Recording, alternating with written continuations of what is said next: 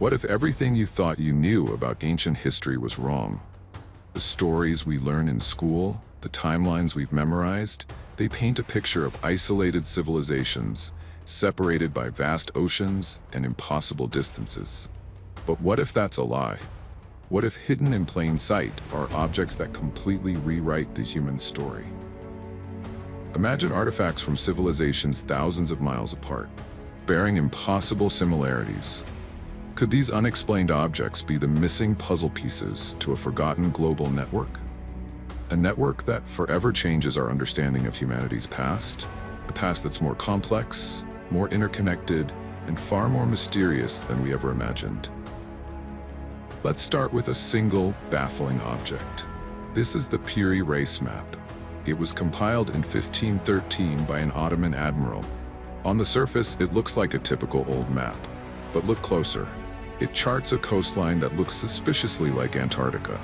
An Antarctica without ice.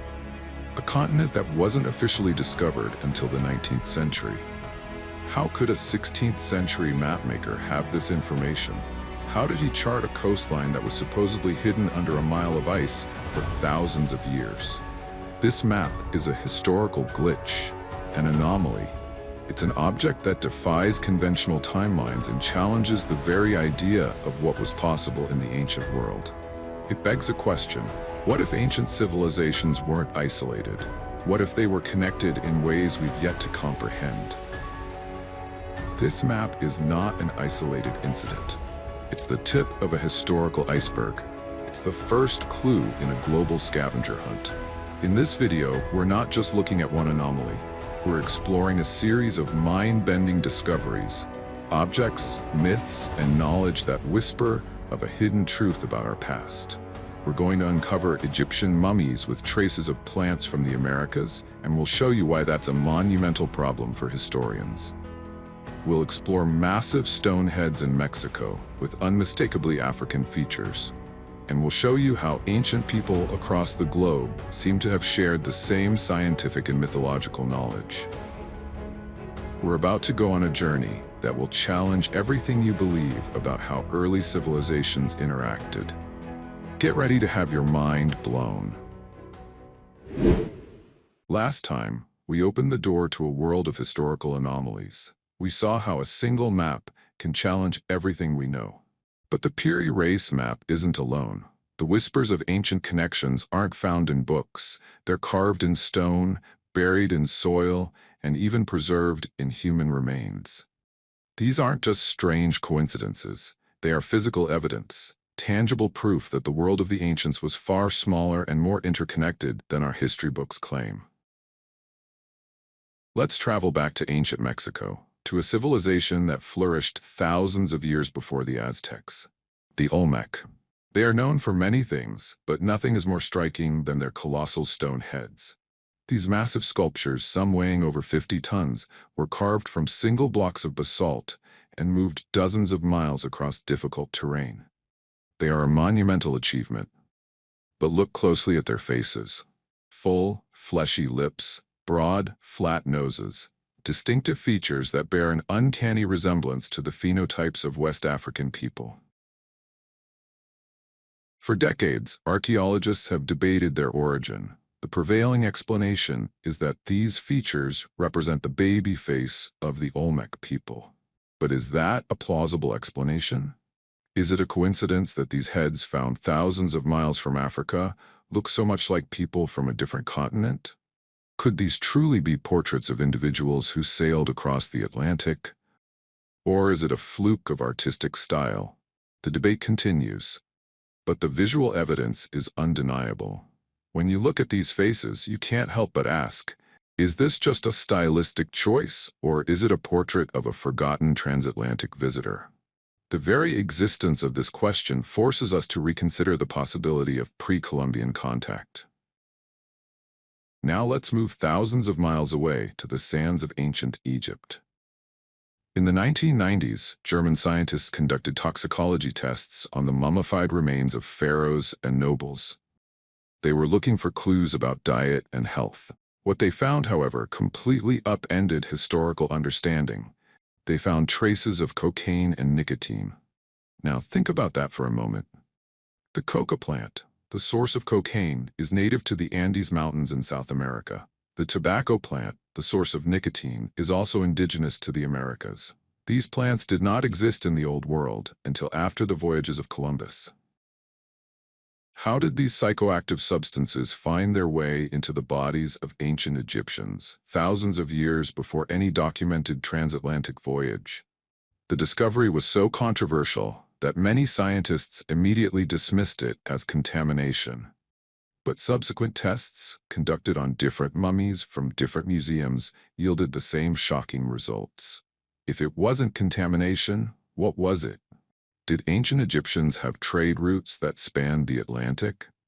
Did they possess a level of seafaring technology we refuse to acknowledge? The mummies hold a toxic secret that defies logic and challenges the very foundations of our history books. This isn't a stylistic choice or an artistic flourish. This is hard, scientific evidence preserved in flesh and bone. Finally, let's explore a third, equally perplexing piece of the puzzle. Over the years, numerous documented instances of Roman artifacts have been found in the Americas. These aren't just one-off finds. In sites across Mexico, Tennessee, and even in Canada, archaeologists have unearthed Roman coins, pottery, and even a miniature head of a Roman emperor. For example, the well-documented find of a Roman coin dating back to 32 BC was discovered in an archaeological dig in Mexico. It was found deep in the ground in a layer of soil that dated to a pre-Columbian period. It's too deep to have been dropped by a modern person. So how did it get there? Was it a relic from an unknown, forgotten voyage? A shipwreck? A lost traveler? The academic community often dismisses these finds as hoaxes or modern drops. But the sheer number of them, and the credibility of some of the archaeological digs, make this a difficult theory to swallow. These artifacts are like breadcrumbs left by travelers who supposedly never existed. They force us to ask, what if there were ancient explorers who crossed the vast oceans long before we gave them credit for? So far, we've looked at physical artifacts, the stone heads and the mummified remains. But what if the greatest evidence of an ancient global network isn't something you can hold in your hand? What if it's in the ideas themselves, in the stories, the myths, and the knowledge that echoes across continents, as if passed down from a single, forgotten source? Today, we're diving into a different kind of evidence, the intellectual and symbolic echoes that connect ancient cultures in truly impossible ways. Let's start with a story you know well. The Great Flood. From the Epic of Gilgamesh in Mesopotamia to the biblical story of Noah's Ark, the narrative is remarkably consistent. A divine being or beings grow weary of humanity's wickedness. They decide to wipe the slate clean with a massive flood, but they warn one righteous person who builds an ark and saves a pair of every animal to start the world anew. This isn't a unique story. The ancient Sumerians, the Greeks, the Chinese, the Inca, the Hopi, the Norse, almost every ancient culture has a version of this same flood myth. Is this just a coincidence? Did a global flood actually occur? Or was a shared memory of a massive catastrophe passed down through generations, eventually becoming a foundational myth for countless societies? And what about the symbols? The serpent is a perfect example. In ancient Egypt, it represented wisdom and divinity. In ancient China, the dragon, a type of serpent, was a powerful and benevolent symbol. In the Americas, the feathered serpent, Quetzalcoatl, was a creator god. How did this same powerful symbol, representing knowledge, life, and rebirth, emerge independently in cultures so far apart? These are not just stories. They are blueprints of a shared symbolic language. Now, let's talk about the stars. For centuries, we've believed that early civilizations had limited astronomical knowledge. But their structures tell a different story. The pyramids of Giza are meticulously aligned with the cardinal directions and the Orion constellation. The ancient Egyptians didn't need modern technology to achieve this. They possessed a deep, intricate understanding of the heavens. Now let's look at the Nazca lines in Peru. These massive geoglyphs, etched into the desert floor, are so large they can only be seen from the air. We still don't fully understand their purpose, but many of them, from the hummingbird to the spider, are perfectly aligned with celestial events: solstices, eclipses, and star risings. How did two completely separate cultures, thousands of miles apart in different hemispheres, achieve the same level of astronomical precision? Did they both independently develop the same advanced knowledge of the stars? Or were they working with a shared celestial map, a forgotten body of knowledge passed down from a civilization we've yet to find? Finally, let's explore a different kind of shared knowledge: technology. The Baghdad battery, found in modern-day Iraq, is a ceramic jar with a copper cylinder and an iron rod inside, dating back over 2,000 years. When filled with an acidic liquid, it generates a small electrical current. For what purpose? Electroplating? An early medical device? It's a technology that shouldn't have existed then. And what about Damascus steel? The ancient technique used to create these blades produced a metal that was both incredibly strong and flexible, with a beautiful swirling pattern. It's a process we've only been able to replicate using modern nanotechnology. How did ancient blacksmiths achieve this level of metallurgical mastery thousands of years before we had the tools to understand the process? These are not just isolated discoveries. These are echoes of shared knowledge. From our myths, to our monuments, to our metallurgy, the evidence suggests that ancient humanity was more connected, more knowledgeable, and far more sophisticated than we've been led to believe. The challenge now is to piece together the global puzzle they left behind. So far, we've unraveled a series of historical threads, from the toxic secrets of Egyptian mummies to the shared myths of a global flood. Each piece of evidence, on its own, might seem like an anomaly, a curiosity. But when you put them all together, they paint a very different picture. They force us to confront the prevailing academic paradigm, the idea that ancient civilizations developed in isolation. This is the Great Reconsideration, the moment we must challenge everything we've been taught. The current narrative is a neat and tidy one. The Egyptians built pyramids in Africa. The Olmec built monuments in the Americas. The Chinese developed their own unique culture. No one crossed the vast oceans. The continents were separated by impassable distances and technological barriers. It's a comfortable story because it's simple. It fits neatly into our textbooks and timelines. But the evidence we've just explored shatters that narrative. It suggests that a more complex, interconnected world existed. How could the Olmec and Africans share such similar facial features without contact?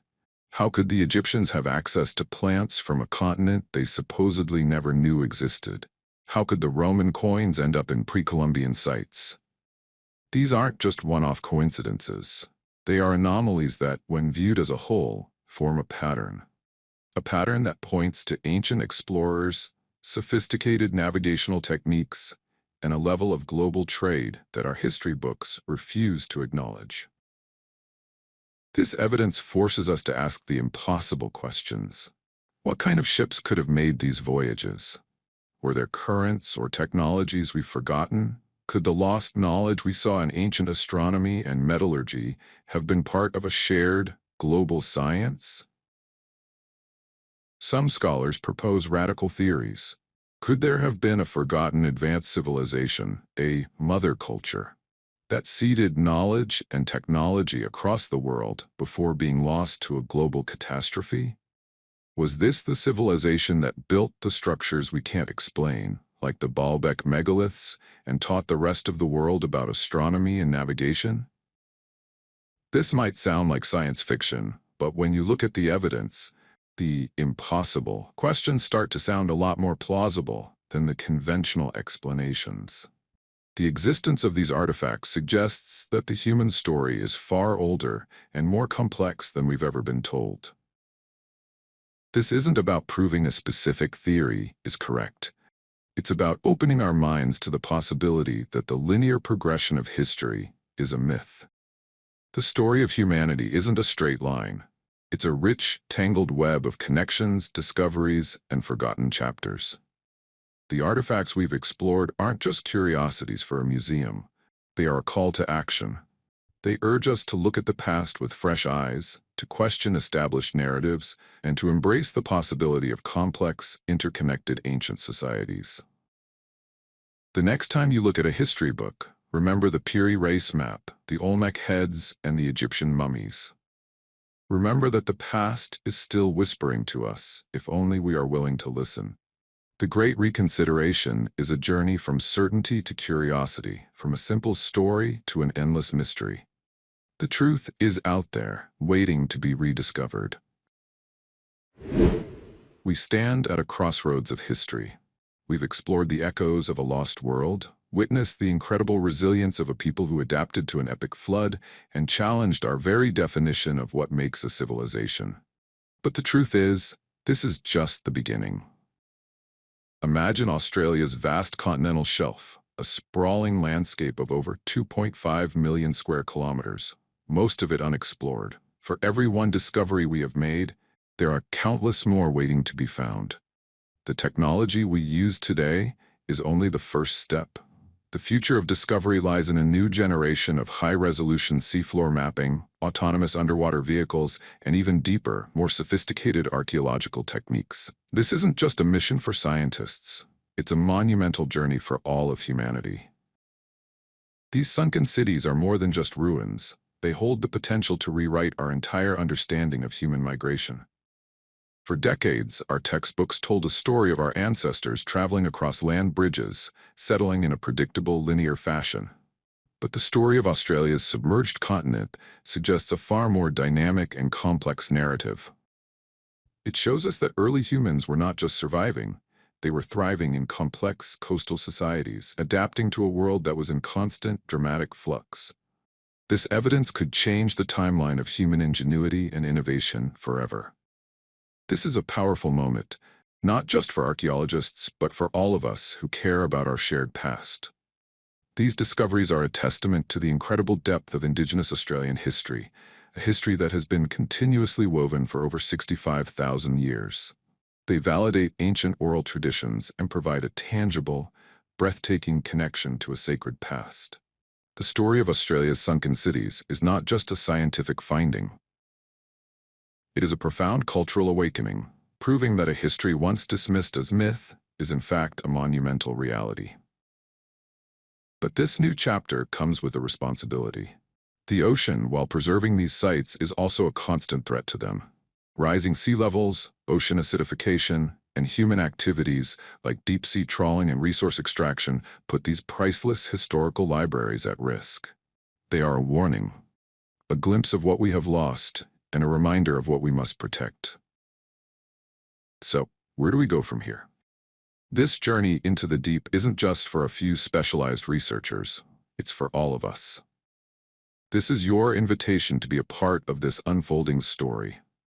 We can support the research, we can advocate for the protection of these sites, and most importantly, we can learn about the rich, complex, and living history of the Aboriginal people. Read their stories, listen to their voices, and appreciate the depth of their connection to the land and the sea. The ocean guards secrets deeper than we can comprehend, but as we've seen, those secrets hold the key to an entire forgotten civilization. This isn't the end of a film, it's the start of an unprecedented journey. Let's dive in, listen closely, and help reveal the forgotten story that has been waiting for us, silently, beneath the waves.